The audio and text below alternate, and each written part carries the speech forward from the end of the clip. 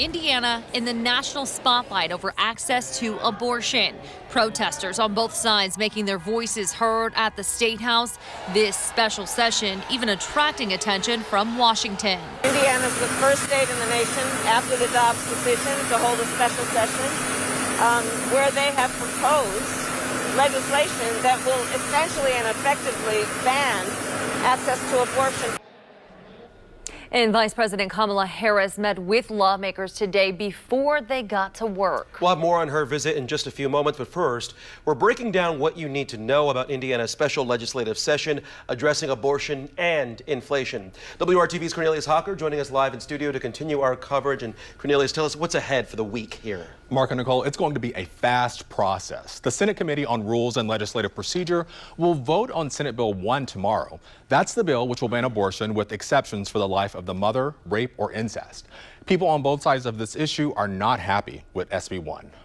I am here today to oppose SB 1. Hours of public testimony at the State House for and against Senate Bill 1 show there's pushback from both sides. Those who say it doesn't go far enough. This is a bill which lacks the language to offer any protection to the lives of the preborn. And those who worry it goes too far. The affidavit requirement does not have the best interests of patients at heart.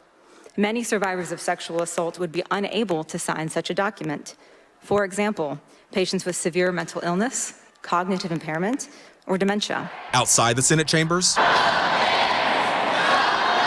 a sea of people making their voices heard. If they make abortion illegal, then my daughters and granddaughters will grow up with fewer rights than I have had. Roe was overturned. We're hoping legislators will make a choice that would please God. Back inside the chambers, people shared emotional stories for why they oppose Senate Bill 1. This woman had a child who was going to die right after birth. My husband and I knew that as much as we loved her and as much as we wanted to bring her home, allowing her to suffer was not an option. And this woman says her daughter, who she adopted, was almost aborted, arguing Senate Bill 1 gives too much discretion to doctors to decide on when an abortion should be allowed. I urge you to do the right thing and kill this bill, not more babies. The Senate's abortion bill will move to the full chamber for debate later this week, with a vote expected on Friday.